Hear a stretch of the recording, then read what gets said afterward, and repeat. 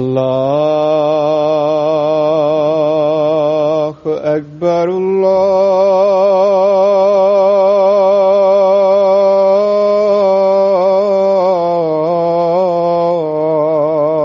الله أكبر الله أكبر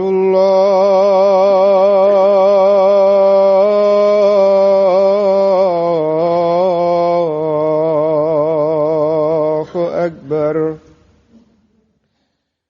أشهد أن لا إله إلا الله. أشهد أن لا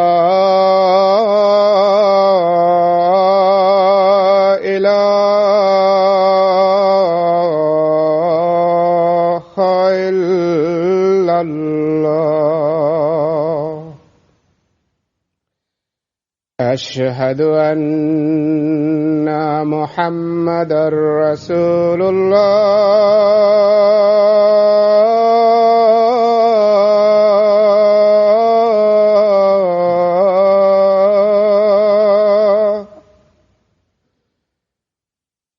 أشهد أن محمدًا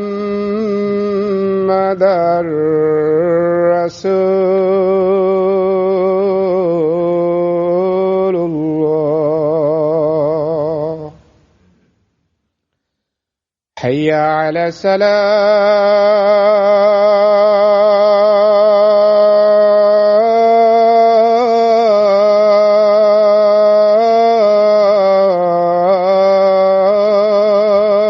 الصلاة.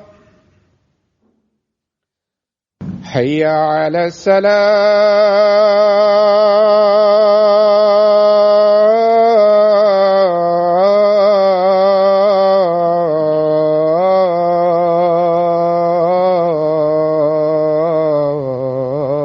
الصلاة.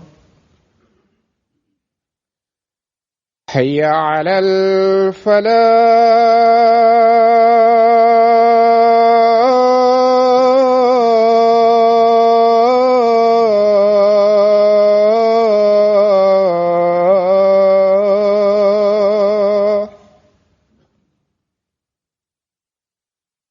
حي على الفلاح.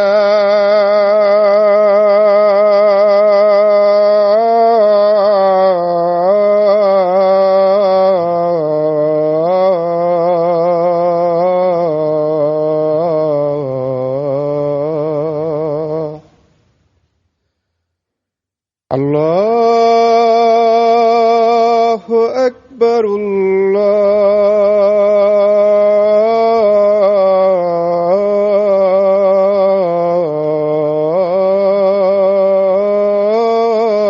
الله أكبر. لا إله إلا الله.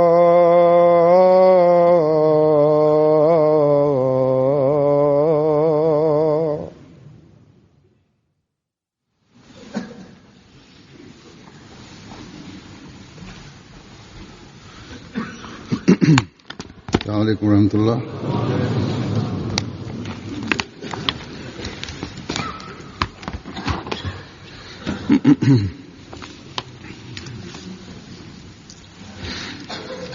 أشهد أن لا إله إلا الله وحده لا شريك له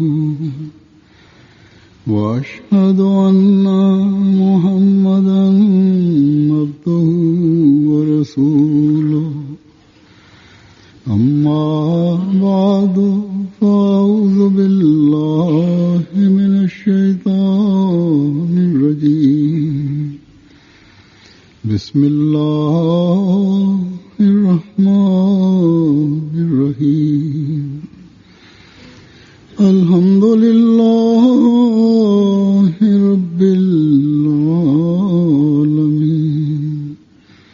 الرحمن الرحيم مالك يوم الدين إياك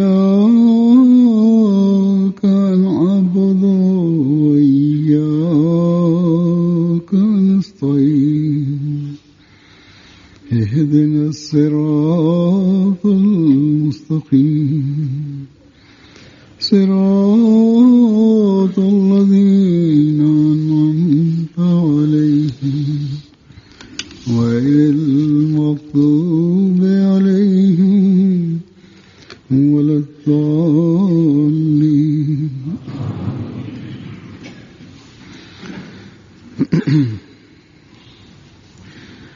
कुछ दिन हुए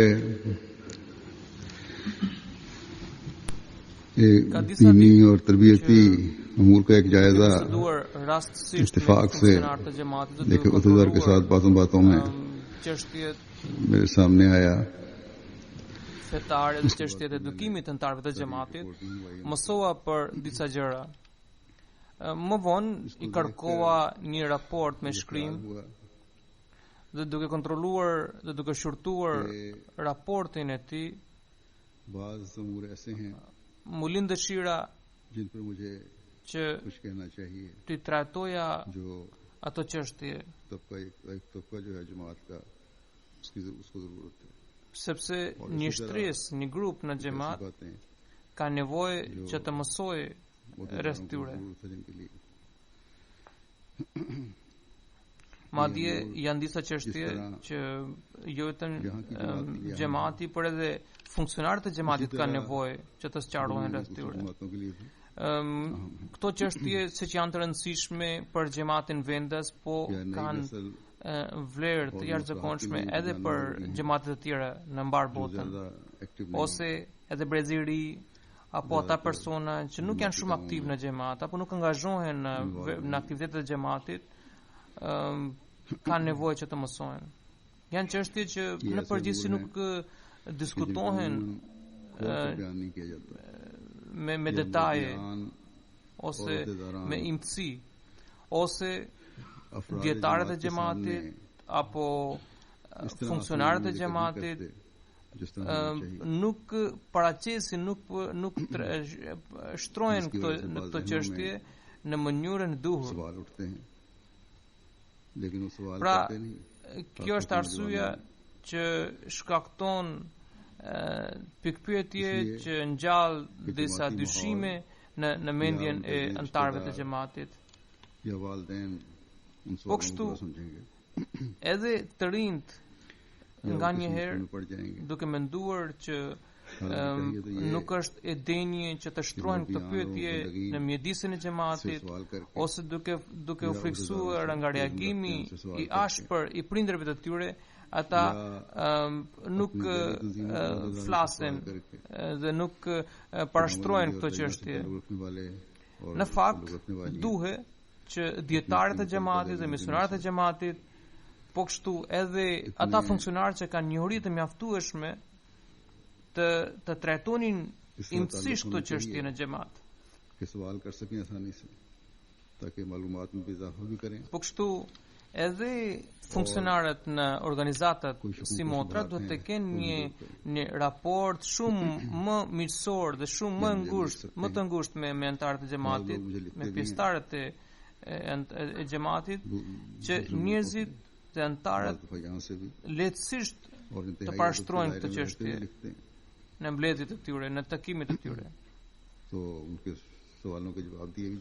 Disa antarë më shkruajnë mua nga vende të ndryshme, po ashtu edhe nga Anglia,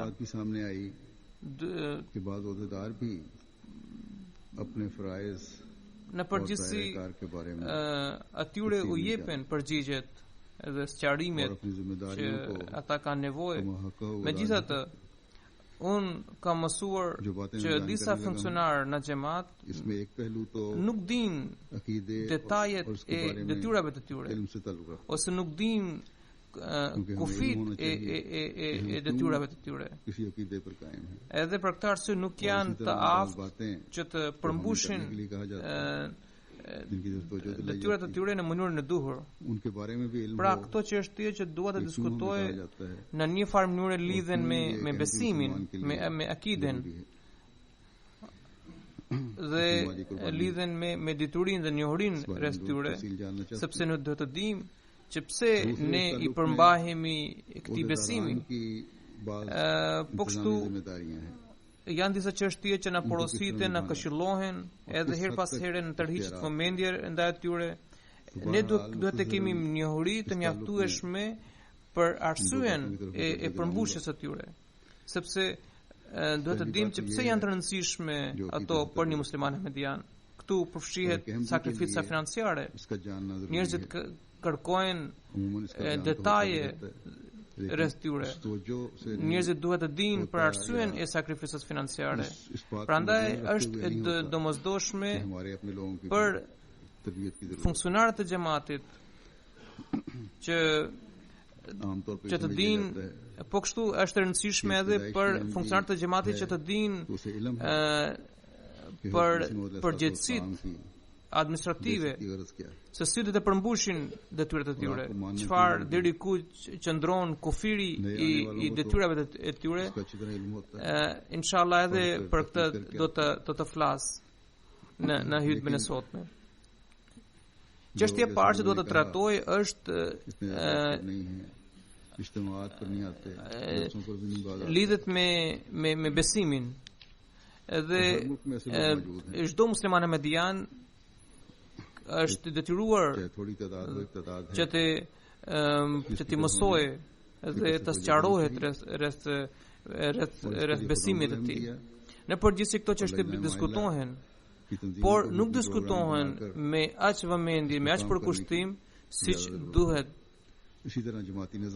Pra, në përgjithësi mendohet që njerëzit antarët e xhamatit nuk kanë nevojë për terapia, për edukim, edhe duke menduar që sepse janë të edukuar, ose mendohet që një musliman ahmedian që është ahmedian prej lindjes, ai tashme e din ose ka njohuri për qëllimin e ardhjes së Mesihut te premtuar selam, edhe ai di që pse është i rëndësishëm pranimi i Mesihut te premtuar selam. Në fakt, ata që antarësuan në xhamat tashme kanë studiuar dhe kanë shqyrtuar literaturën e xhamatit, edhe ata janë të ditur dhe janë të njohur me qëllimin e ardhjes së Mesihut te premtuar selam. Ndërsa ata antarë që nuk janë shumë aktiv në xhamat, që nuk vinë as në aktivitetet e xhamatit, nuk frekuentojnë në xhelse, nuk marrin pjesë as në ijtimat, në mbledhjet e xhamatit, për ne do t'i përkushtojmë vëmendjen tonë ndaj tyre. Po kështu edhe organizata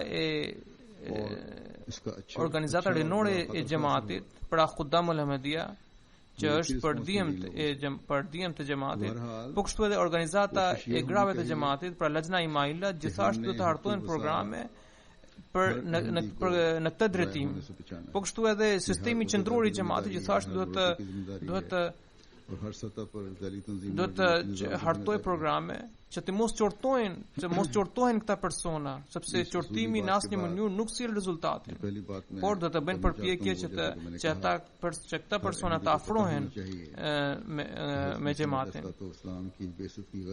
Pra edhe ata persona që shpallin, që nuk kanë asnjë lidhje me xhamatin, që shkëputen nga xhamati, edhe rreth tyre xhamati do të mbledh, do të grumbullojë njohuri dhe të mjaftueshme, sepse nga një herë funksionarë që janë në moshën madhore sillen rreptësisht me mentarët e xhamatit, përgjigjen me ashpërsi. Pra organizatës si motra do të veprojnë përmes antarëve që janë bashkëmoshatar ose që kuptojnë mirë natyrën e tyre edhe të bëjnë përpjekje për reformimin e tyre antarëve që janë larguar nga xhamati ose që janë ftohur nga xhamati. Kudo që janë bërë përpjekje në këtë mënyrë kanë arritur edhe rezultate. Janë mjaft sekretarë që të tërbijes, pra të edukimit, që kanë hartuar programet e tyre duke marrë parasysh psikologjinë e njerëzve e të këtyre personave, edhe që kanë arritur edhe rezultate mbreslënëse. Megjithatë ne duhet të bëjmë përpjekje për të ruajtur, për të mbrojtur çdo musliman ahmedian. Edhe kjo është detyrë e çdo funksionarit të xhamatit, është detyrë e çdo dietari, çdo misionarit të xhamatit. Po kështu në çdo nivel është edhe përgjegjësia e sistemit qendror kryesor të xhamatit, po kështu edhe përgjegjësia e organizatave si motra. Çështjen kryesore që duhet të trajtojë lidhet me qëllimin e ardhsjes së Mesihut e Premtuar sallallahu alaihi wasallam, për të cilin duhet të jetë i njohur dhe duhet të jetë i ditur çdo musliman ahmedian. Sepse është i rëndësishëm ta besojmë dhe pse është i rëndësishëm ta pranojmë atë. Prandaj un kam dashur të parashtroj këtë çështje me fjalët e Mesihut e Premtuar sallallahu alaihi wasallam. Mesihu i Premtuar sallallahu alaihi wasallam shkruan, ai thotë: unë jam dërguar me qëllim që të rivendos madhështinë e venitur të dërguarit të Allahut sallallahu alaihi wasallam, dhe të tregoj botës faktet e Kuranit famlar. Të gjitha këto po bëhen realitet, por ata që kanë perde mbi sytë e tyre nuk e shohin dot. Sot vërtetësia e këtij xhamati është e qartë si drita e diellit dhe dëshmitarët për këto shenja dhe prova janë aq shumë saqë numri i tyre kalon edhe ushtritë më të mëdha që ekzistojnë mbi faqen e Zeut. Vërtetësia e këtij xhamati shfaqet në mjaft forma që vështirë të përshkruhen me fjalë, me që u bën përpjekje për të goditur fort Islamin, andaj Allah lartësuar shfaqi progresin e këtij xhamati në masën e sulmit që ishte drejtuar ndaj Islamit. Pra, kjo nuk është diçka që lidhet vetëm me jetën e Mesihut e Premtuar sallallahu alaihi wasallam, por ashtu siç ka shpjeguar Mesihu i Premtuar sallallahu alaihi wasallam statusin e lartë të profetit sallallahu alaihi wasallam, vërtetësinë e Kuranit famlar, në literaturën e tij, në librat e tij, në thënjet e tij, në fjalimet e tij. Edhe sot e kësaj dite janë argumente të pamohueshme që janë burime të sigurta për madhështinë e të dërguarit të Allahut sallallahu alaihi wasallam dhe për vërtetësinë e Kuranit famlar që impost ditë për ditë akuzat e kundërshtarëve. Unë në të mjaft raste unë kam dhënë shembuj që si kur parashtrohen aspektet e vërteta të jetës së profetit sallallahu alaihi wasallam, dëgjuesit detyrohen që të pranojnë nëse se kjo është jeta e profetit sallallahu alaihi wasallam, atëherë edhe nëse kjo është mësimi i Islamit, atëherë ne kishim gabim, ne ishim në rrugë të gabuar. Pra edhe në Kanada unë kam thënë edhe një rast, kam treguar rastin e Kanadas ku një kundërshtar i Islamit i cili kishte botuar në gazetën e tij karikaturat e profetit sallallahu alaihi wasallam që ishin botuar përpara në gazetat daneze, kur ai dëgjoi gjatë udhëtimit tim, kur dëgjoi fjalimin tim dhe ai u njoh me mësimet e Islamit, atëherë ai u detyrua të shkruante në gazetën e tij që duke dëgjuar fjalët e imamit të xhamatit musliman Ahmedia, unë mësova të vërtetën, edhe unë pranoj gabimin tim. Po kështu edhe kisha treguar në hutben e kaluar për një rast nga Amerika, që një politikan amerikan që kishte për një debat ose një propagandë të shpifur në një emision në radio, edhe në lidhje me faljen e xumas, duke dëgjuar faktikisht ai është një politikan shumë i njohur edhe emisioni i tij ndiqet nga 10 mijëra persona, prandaj kur një i ri Ahmedian shkroi një temë, një artikull, një shkrim, edhe këtë shkrim ku ishte sqaruar qëllimin dhe vlerën dhe nevojën e xumas dhe vërtetësinë, ku ishte sqaruar dhe vërtetësia e Kuranit famlar, dhe kur ky shkrim u ngarkua dhe u botua në faqen e tij, atëherë ky politikan edhe madje ai i kërkoi që të jepte kohë në radion e tij, në emisionin e tij, që të sqaronte për akuzat që i kishte ngritur përpara. Megjithatë ishte fesnikëria e këtij politikani që pranoi kërkesën e xhamatit tonë të këtij të riu, edhe me mëshirën e Zotit ai pra ky i ri Ahmedian shkoi në radion e tij edhe sqaroi për shenjtërinë e Kuranit famlar, për madhështinë e Kuranit famlar, dhe tregoi për arsyeën edhe për nevojën e xumas. Atëherë në këtë mënyrë ai kur mësoi ai për tij për këto argumente, ai pranoi për ignorancën e tij, për gabimin e tij. Edhe për këtë program kishin dëgjuar qindra mijëra persona, edhe në këtë mënyrë ata janë njohur me mësimet e vërteta të Islamit. Pra në këtë mënyrë por i vendoset madhështia e Islamit, por i vendoset madhështia e Kuranit famlar, dhe por i vendoset edhe madhështia e të dërguarit të Allahu sallallahu alaihi wasallam edhe një herë në këtë botë. Prandaj nuk kemi asnjë arsye pse të vuajemi nga kompleksi i inferioritetit, edhe të rinj duhet të kenë guxim që dhe alhamdulillah kudo që ekzistojnë kemi antar, kemi të rinj që janë aktiv në xhamat, po bëjnë përpjekje për të hishtur, bëjnë që të hishtin kundërshtarët e Islamit. Pra, secili nga antarët e xhamatit ka nevojë që të di qëllimin e ardhjes së Mesihut e Premtuar selam. Prandaj ka nevojë për sqarim. Një herë për këtë është edhe një porosi tjetër të Mesihut të Premtuar selam. Në një rast hoxhallarët të pyeten që ne falemi, ne edhe agjerojmë, ne besojmë edhe në Kur'an dhe në të dërguarin e Allahut sallallahu alaihi wasallam, atëherë nuk pse kemi nevojë që t'ju pranojmë si Mesih i premtuar. Atëherë Mesihu i Premtuar selam u përgjigj. Ai tha, shikoni, ashtu siç një njeri që mëton se beson në Allah, në të dërguarin dhe librin e tij, por nuk u përgjigjet bindshëm porosive të tij, siç janë namazi, agjërimi, haxhi, zakati, devotshmëria dhe sinqeriteti të tjerë, dhe të refuzoi për t'u nënshtuar porosive që janë shpalur për tij për pastërtinë shpirtërore, për largimin nga e keqja dhe për të fituar mirësinë, ai nuk meriton të quhet musliman. Nëse veten i quhen musliman ndërsa nuk përmbush këto mirësi, as nuk heq dorë nga ligësitë dhe as nuk angazhohet në vepra të mira, atëherë ai nuk meriton të quhet musliman.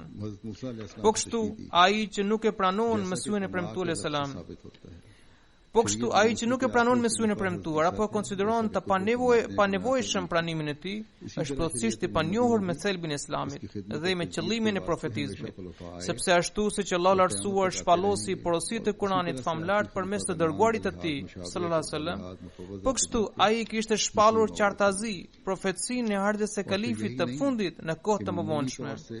Madje mohuesin e tij ai e quajti fasik. Pra ai që do të kundërshtonte, do të mohonte Mesihun e Premtuar, Zoti e quajti fasik, pra shkelës i rënd dallimi midis Kuranit dhe hadithit që në fakt është inexistent. Madje hadithi është shpjegimi i Kuranit.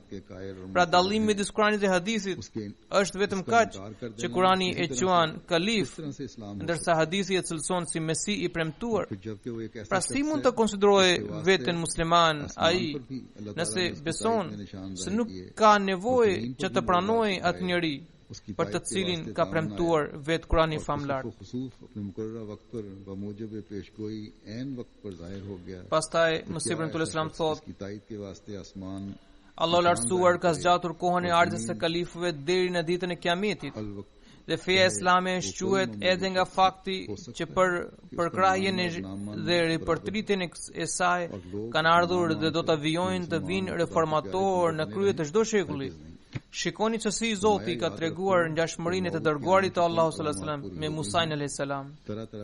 Allah lartësuar ka vënë ngjashmëri midis të dërguarit të Allahut sallallahu alaihi wasallam dhe Musait alayhis salam, siç del edhe nga fjala kema. Isa alayhis salam, pra kema do thot si. Isa alayhis salam ishte kalifi i fundit i shariatit të Musait alayhis salam. Siç ka pranuar vetë se unë nuk jam bloku i fundit. Po kështu, kalifat erdhen edhe në shariatin e Muhamedit sallallahu alaihi wasallam për shërbimin dhe ripërtritjen e tij. Dhe ata do të vazhdojnë të vinë deri në Kiamet. Andaj për nga ngjashmëria dhe detyra e ngarkuar, kalifi i fundit u quajt Mesi i premtuar. Madje jo që ai u përmend për ciptas, por u shënuan imtësisht shenjat e ardhjes së tij në të gjithë librat hyjnor. Në Bibël, në Dhatën e Re, në hadith, madje vetë Kurani famlar të mban shenjat e ardhjes së tij. Dhe të gjithë popujt që futet, të krishterët dhe muslimanët janë në pritje të ardhjes së tij. Ai që mohon këtë, si mund të jetë pjesë e Islamit? Derisa Allahu shfaqi shenjat në mbështetjen e tij në qiell si dhe në tokë. U shfaq murtaja, u eklipsuan dielli dhe hana, sipas profecisë në kohën e tyre të caktuar. Atëherë, avall, ai njeri për të cilin dëshmojnë qielli dhe toka, mund të jetë njeri i zakonshëm? Dhe a mund të jetë njësoj pranimi dhe mos pranimi i tij? A mund të mbeten ata muslimanë të dashur të Zotit edhe pas këtij refuzimi? Kurse si jo. Të dini, të gjitha shenjat për ardhin e tij janë përmbushur. Lolo liksish kanë qelbur botën. Dietar musliman dhe shumica e evlijave gjithashtu kanë shkruar që Mesihu i premtuar do të shfaqet në shekulin 14. Nëse pas kësaj pajtueshmërie të përgjithshme të dietarëve dhe të evlijave dikush akoma nuk është i bindur, atëherë i duhet të studiojë Kuranin dhe të shurtojë surën An-Nur. Pra ashtu si që erdhi Isa alayhis salam 1400 vjet pas Musait alayhis salam, po ashtu edhe unë kam ardhur si Mesi i premtuar 1400 vjet pas të dërguarit të Allahut sallallahu alaihi wasallam. Si dhe ashtu si që Isa alayhis salam ishte vula e kalifëve, po kështu edhe Mesiu i premtuar do të jetë vula e kalifëve. Ai ka thënë që unë jam kalif për 1000 vjet dhe kushdo që vjen pas meje do të jetë i nënshtruar ndaj meje. वो है अफराद जमात का खिलाफत के साथ ताल्लुक, और खिलाफत के साथ ताल्लुक में आजकल अल्लाह ताला के फजल से अल्लाह ताला ने हमें sipas këtyre profecive që janë përmendur në Kur'an dhe në hadith, është qartë që Mesiu i premtuar që do të vinte në shekulin 14 është Hazrat Mirza Ghulam Ahmed Qadiani alayhis salam. Pra çdo ahmedian ka nevojë që të lexojë këta libra, të lexojë, të shurtojë, të studiojë këtë literaturë. Ata që dinë anglisht dhe nuk dinë gjuhën urdu, po kështu edhe në vende të tjera është mjaft literaturë që është në gjuhën e tyre. Alhamdulillah, tashmë është përgatitur literatura e mjaftueshme në gjuhë të ndryshme për që tregon dhe sqaron që është arsyen dhe qëllimin e ardhjes së Mesihut te premtuar selam, edhe për arsyen e pranimit të tij. Pra kemi nevojë të përforcojmë besimin ton, kemi nevojë të përforcojmë bindjen ton, edhe të jemi të aftë që të japim përgjigje kundërshtarëve që shtrojnë vetëm akuza. Në qoftë se do të jemi të aftë, do të jemi të përgatitur, atë jo vetëm që do të mësojmë dhe do të kemi njohuri të mjaftueshme, por gjithashtu do të jemi të aftë për të përgatitur përgjigje këtyre akuzave. Pastaj çështjen tjetër që dua ta trajtoj është lidhet me edukimin e xhamatit. On fola për besimin, por çështja tjetër lidhet me antarët e xhamatit. Që lidhet edhe me sistemin e kalifatit. Ne kemi me shirën e Zotit, ne kemi mjetin e Matas të kanalit televiziv. Po kështu është edhe faqe alislam.org. Ne kemi nevojë që antarët e xhamatit të lidhen me kalifatin përmes këtyre mjeteve. Çdo musliman ahmedian, i ri, mashkull, femër, ka nevojë që të lidhet të ngushtë me xhamatin, me sistemin e xhamatit. Pra sistemi qendror i xhamatit dhe organizatat si motra do të bëjnë përpjekje që çdo antar i xhamatit të lidhet me sistemin e kalifatit. Kemi mjaft antar që janë shumë të sinqert, shumë të devotshëm, besnik, që vinë në xhami me shumë mundime për të falur, për të dëgjuar hutben e xumas. Po kështu edhe ata që kudon që anë mban botës dëgjojnë hutben time me anë të Matas dhe dëgjojnë me vazhdimsi. Pra ata shumë prej tyre më shkruajnë që nganjëherë dëgjojnë hutben e xumas 2-3 herë. Po ka akoma një pakicë që nuk është interesuar dhe nuk dëgjon hutben e xumas, edhe këtu në Angli. As nuk dëgjojnë hutbet, as nuk interesohen për të ndjekur programet dhe emisionet të tjera. Pra, në një xhamat, në numër i saktuar dhe numër i konsiderueshëm antarësh kishin vepruar kundër mësimeve të xhamatit. Për këtë arsye u vendosën disa kufizime dhe masat, u morën disa masat disiplinore ndaj atyre. Kur u shqyrtua kjo rast, mësuam që shumica prej tyre nuk dëgjonin hutben e xumas dhe shumica prej tyre nuk ishin aktiv në xhamat, nuk merrin pjesë as në programet e xhamatit. Por megjithatë, me që lidhjen me xhamatin e kishin në gjakun e tyre, prandaj kur u vendosën masat ndëshkuese dhe masat disiplinore dhe sanksionet ndaj tyre, atëherë ata u shqetësuan pa mas dhe më shkruan me shumë allëngjim, me shumë dhimbje, më shkruan letrat për të kërkuar falje. Disa erdhen për të më takuar dhe ata qanin me dënis. Në qoftë se po të ishin materialist, po të ishin interesuar vetëm për këtë dunja, atëherë kur nuk do të kishin këtë gjendje. Pra, janë edhe njerëz, janë mjaft njerëz që për shkak të tregtisë të tyre, për shkak të punës së tyre, për shkak të angazhimit të tyre, ata bëhen të pakujdesshëm ndaj xhamatit. Por kur sa herë që tërhiqet vëmendje ndaj besimit dhe ndaj xhamatit, atëherë ta kanë ndjenja keqarse dhe kërkojnë falje, kërkojnë ndjes dhe pendohen për gabimet e tyre dhe premtojnë për të përforcuar lidhjen e tyre me xhamatin. Pra kanë nevojë për një kontroll, kanë nevojë për rikujtim. Edhe kjo është detyra e sistemit të xhamatit, kjo është detyra e sekretarëve, detyra e misionarëve dhe organizatave të si motra, që të krijojnë, që të përforcojnë lidhjen e antarëve të xhamatit me kalifatin dhe mundohen të ushqejnë antarët e xhamatit me një dashuri, me një besnikëri ndaj kalifatit. Pra, kur sqarohen këto çështje, ata vinë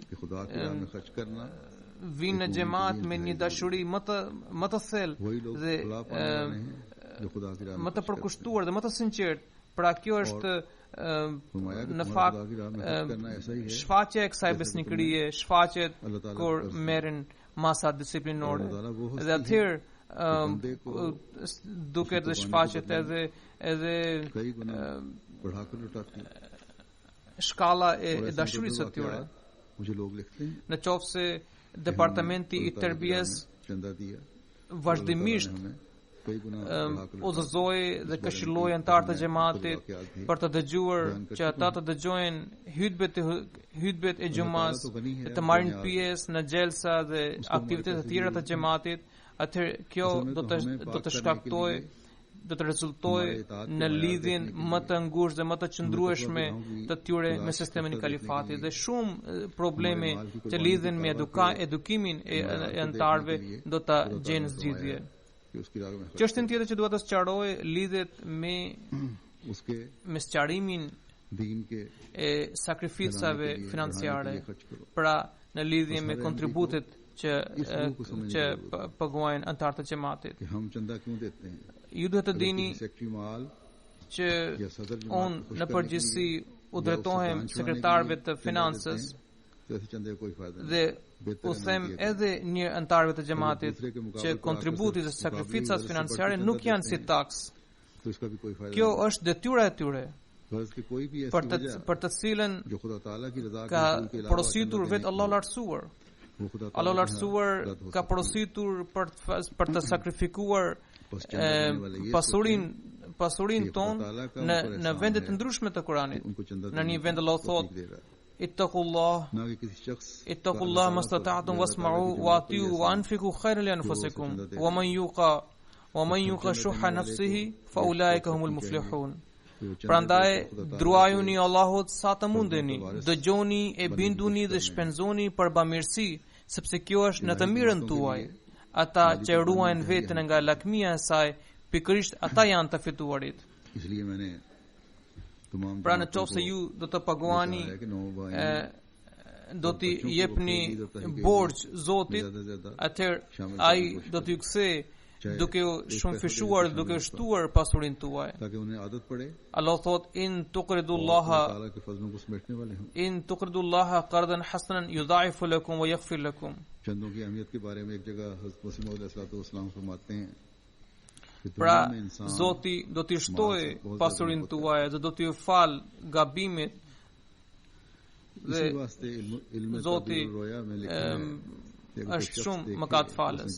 Pra këto ajete sqarojnë që në qoftë që sakrifica në rrugt të Zotit, sakrifica financiare në rrugt të Zotit dhe shpenzimi i pasurisë në rrugt të Zotit është një detyrë shumë e rëndësishme për besimtarin. Vetëm ata triumfojnë që shpenzojnë në rrugt të Allahut.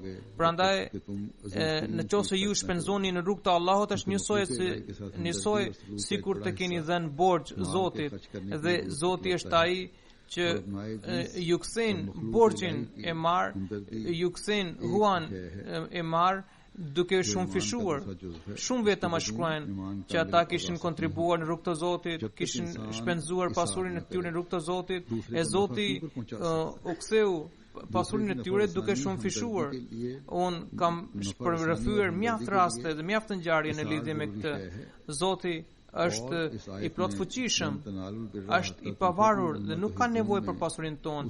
Ne jemi ne që kemi nevojë që të shpenzojmë për të pastruar, për të pastruar shpirtin ton, edhe për të parë nivelin e nënshtrimit ton, për të gjetur shtigjet e sinqeritetit të devotshmërisë. Pra Zoti duke prandaj për të parë nivelin e besimit ton, nivelin e sakrificës son, Zoti na ka kërkuar që të shpenzojmë në rrugën e Tij, për të përhapur besimin e Tij, për të përhapur mesazhin e Tij. Prandaj çdo musliman ahmedian ka nevojë që të kuptojë shpirtin dhe esencën e sakrificës financiare, se për çfarë arsye ne kontribuojmë në rrugën e Zotit. Për këtë ai duhet të di që ne nuk shpenzojmë në rrugën e Zotit, nuk paguajmë kontribute për të kënaqur sekretarin e financës, ose për të kënaqur presidentin e xhamatit, ose për të hequr qafe për tyre. Kontributet e tilla nuk do kenë asnjë vlerë. Bamirësitë e tilla dhe lëmoshat e tilla nuk do kenë asnjë vlerë. Më mirë të mos paguajnë në këtë mënyrë, por as për të konkuruar me dikë tjetër. Në qoftë se dikush paguan kontribute vetëm për të konkuruar me dikë tjetër, atëherë edhe kontributet e tilla janë të padobishme. Pra dëshira e vetme dhe qëllimi vetëm duhet të jetë kënaqësia e Zotit të lartësuar. Pra ata që kontribuojnë dhe shpenzojnë rrugë të Zotit të sqarohen që ata nuk bëjnë asnjë favor ndaj Zotit duke kontribuar dhe duke shpenzuar pasurinë e tyre, por është favori i Zotit, është mirësia e Zotit të lartësuar që ata kanë mundësi që ai u jep mundësi për të shpenzuar në rrugë të tij. Madje ato xhamate, ato bashkësi që janë hynore, që janë themeluar nga Zoti, për to është të jetë rëndësishme që të bëjnë sakrifica financiare. Mesih premtuar selam thot që njeriu në këtë botë joqet pas pasurisë. Andaj në librin e interpretimit të ëndrave është shkruar që nëse dikush shikon në ëndër që ka nxjerr mëlçinë e tij dhe i ka dhënë dikujt tjetër, atëherë kjo nënkupton pasurinë. Për këtë arsye, për të arritur besimin dhe bindjen e vërtetë, Allahu porosit: "Lan tanalul birra hatta tunfiqu mimma tuhibbun." Ju nuk keni për të arritur mirësinë e vërtetë derisa të shpenzoni nga pasuria juaj më e dashur, sepse në përgjithësi dëmshuria dhe altruizmi për krijesën e Zotit lypin nevojën e sakrificës financiare. Dëmshuria për njerëzimin dhe krijesat e tjera është e njëjtë dhe është pjesë e besimit, pa të cilën nuk mund të përsoset apo të rënjoset besimi. Njeriu si mund të sjellë dobi tjetrit derisa nuk sakrifikon?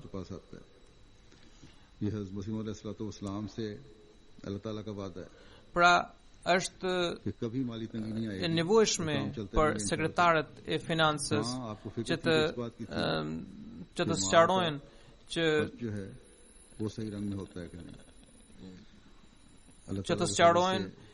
për vendosjen për vendosjen e devotshmërisë dhe për vendosjen dhe për forcimin e besimit është e rëndësishme sakrifica financiare. Po kështu edhe dietarët e xhamatit në çdo rast, në çdo mundësi që u jepet kur ata bisedojnë me anëtarët e xhamatit, do të këshillojnë dhe vazhdimisht do të tërheqin vëmendje ndaj sakrificës financiare. Pra, në çdo nivel sekretarët e financës duhet të jenë aktiv. Është detyra e tyre dhe duhet të përmbushin detyrën e tyre në mënyrë sa më të mirë. Ata duhet të kenë lidhje personale me çdo anëtar të xhamatit. Pra, anëtarët e xhamatit duhet të kuptojnë esencën e kontributeve. Dhe kjo është detyra kryesore e sekretarëve të financës. Sot kemi mjete të mjaftueshme, kemi telefon, kemi mjete të tjera, kemi mjetet e transportit, qofshin këtu që si në Evropë, po kështu edhe në vende të tjera. Në një kohë në Pakistan ishin sekretarë të financës që gjithë ditën kishin punë, edhe natën kur ktheheshin nga puna shkonin nga një shtëpi te shtëpia tjetër, si në qytete të mëdha në Karachi, në Lahore, shkonin me bicikleta, edhe këshillonin anëtarët e xhamatit që të ishin më aktiv, që të ishin më të kujdesshëm dhe më të përkushtuar në sakrificat financiare. Pra kjo detyrë do të realizuar me dashuri, me butësi, me këshill, dhe gjithmonë duhet të sqarojnë nevojën e sakrificës financiare.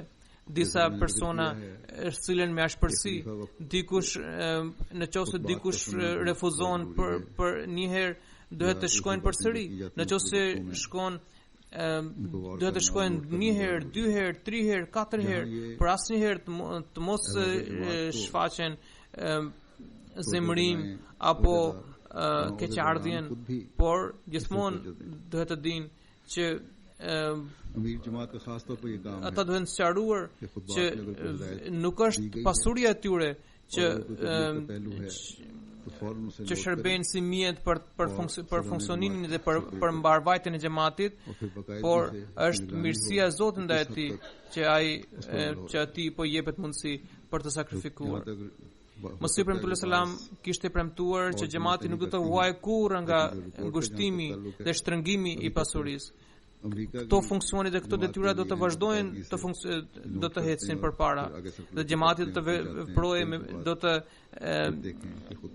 të ecë përpara në rrugën e progresit, por Mosihi premtuar selam kishte vetëm një shqetësim, që shpenzimi i pasurisë të ishte në mënyrën më të drejtë dhe të mos harxhonin kot parat e grumbulluara.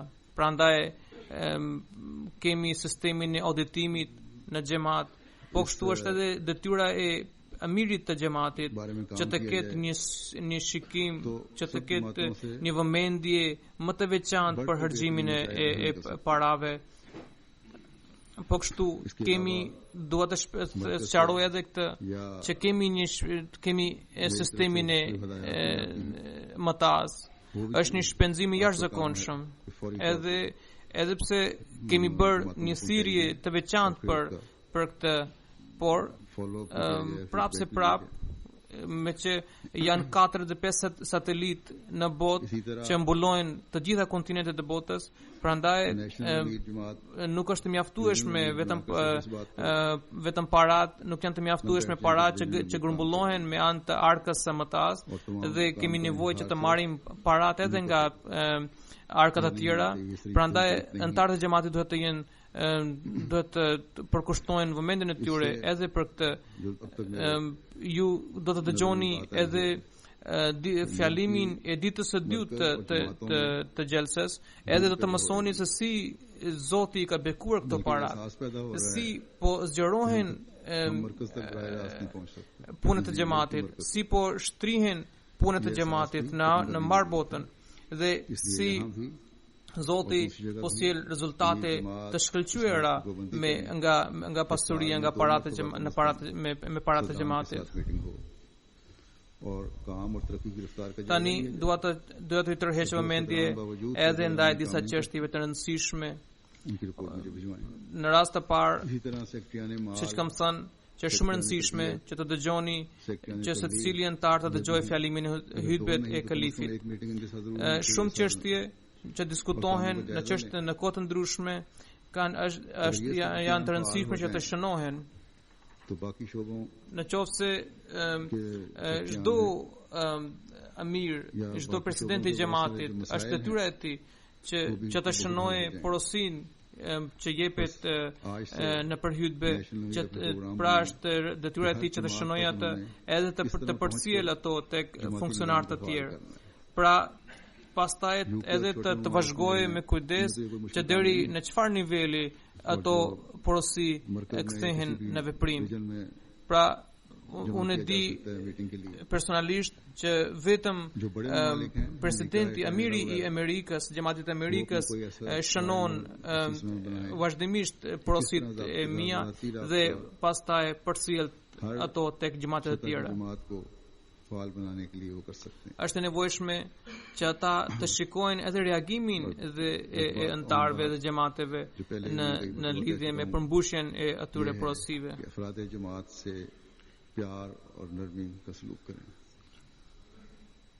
Po kështu, amiri kombëtar nuk është i mjaftueshëm që amiri kombëtar të caktojë amir rajonal dhe pastaj të mos angazhohet dhe mos interesohet për xhamate. Unë kam parë që mjaft xhamate mendojnë që është krijuar një distancë midis xhamateve dhe midis qendrës kombëtare. Ne duhet të kapërcejmë këtë keqkuptim dhe për këtë arsye amiri kombëtar duhet të ftojë të paktën 2 herë në vit mbledhje me presidentët e xhamateve. Edhe në qoftë se presidentët e xhamatit nuk janë aktiv, atëherë le të më shkruajnë mua për këtë. Po kështu edhe sekretarët e financës, sekretarët e tërbijes, pra të edukimit të antarëve, sekretarët e tabligit, pra të thirrjes së xhamatit, gjithashtu në qoftë se jo dy herë të paktën një herë duhet të kërkoj një mbledhje, duhet të bëjë një mbledhje me ta edhe të shurtoj veprimtarinë e tyre me qëllim që ata të jenë më aktiv në detyrat e tyre. Në qoftë se zgjidhen këto tri departamente të rëndësishme, në qoftë se punojnë mirë këto tri departamente, atëherë edhe problemet që shfaqen në departamentet e tjera mund të zgjidhen lehtësisht. Kështu çdo amir kombëtar, president kombëtar duhet të hartoj programe se si mund të aktivizoj sistemin e xhamatit, që sistemi i xhamatit të jetë më funksional, qoftë në Angli, po kështu edhe në vende të tjera që janë të mëdha siç është Amerika dhe Kanadaja, duhet të hartojnë programe që xhamati të ketë lidhje personale në çdo nivel me antarët e xhamatit. Për këtë kam folur edhe përpara, edhe që duhet të flasin, duhet të përdorin një gjuhë sa më të butë, sa më të dashur me antarët e xhamatit. Unë kisha porositur disa gjëra, disa këshilla edhe në mbledhjen e xhamatit të Anglisë, pra në këshillin e tyre në Shura, edhe ishte një fjalim i shkurtër, duhet të fshiri, departamenti të fshiri duhet të bëjë përpjekje për të përcjellë këtë fjalim tek çdo antar i xhamatit, tek çdo xhamat. Po kështu edhe misionarët duhet të përmbushin detyrat e tyre.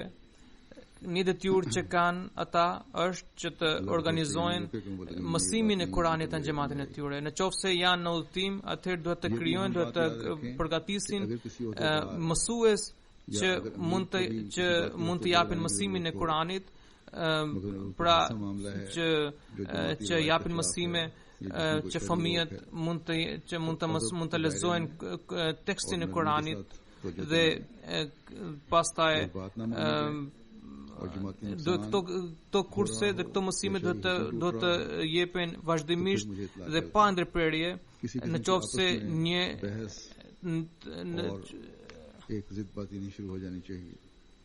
në qoftë se janë një herë në javë ose dy herë në javë ose pas faljes së yatsis ose pas faljes së akşamit, kurdo qofshin ato duhet të jenë në mënyrë të pandërprer, edhe duhet këto mësime do të jepen në qendrat e xhamatit.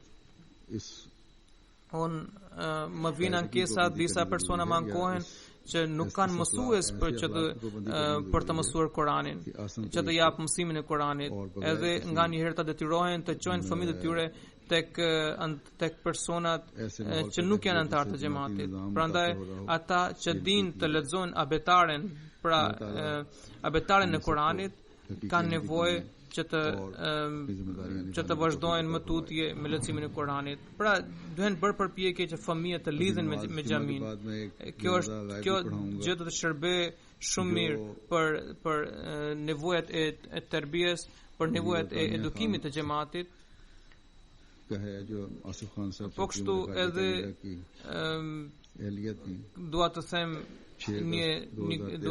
edhe këtë që në qoftë se shohim që është ndonjë çështje që nuk përputhet me traditat e xhamatit, edhe ndonjë funksionar apo amiri i xhamatit është përfshirë në këtë shkelje, për të cilën kemi edhe ndalesë edhe nga shariati, atëherë misionarët apo antarët e xhamatit duhet të shprehin këtë, duhet të tërheqin vëmendjen e tyre me respekt, duhet të bëjmë komunikim me ta me butësi, Në qoftë se përsëri funksionari i xhamatit apo amiri i xhamatit nuk bindet dhe ndërsa po dëmtohen interesat e xhamatit apo po shkelet ligji porosia e shariatit, atëherë ata le ta më njoftojnë mua, por jo që të shkaktojnë një konflikt apo me këmbëngulje midis tyre.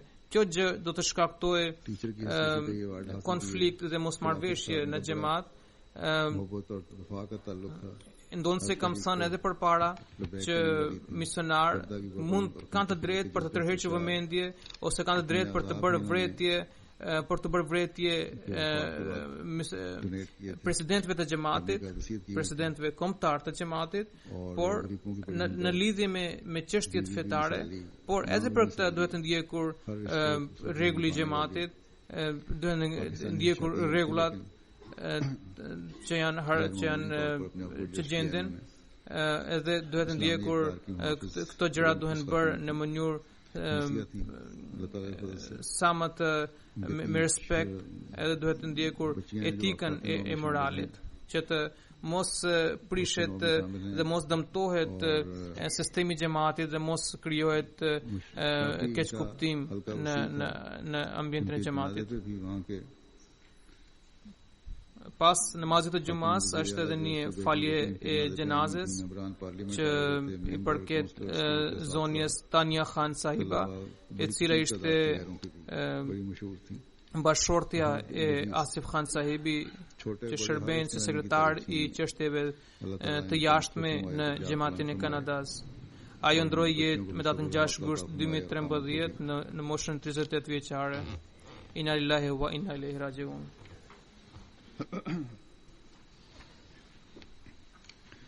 Alhamdulillah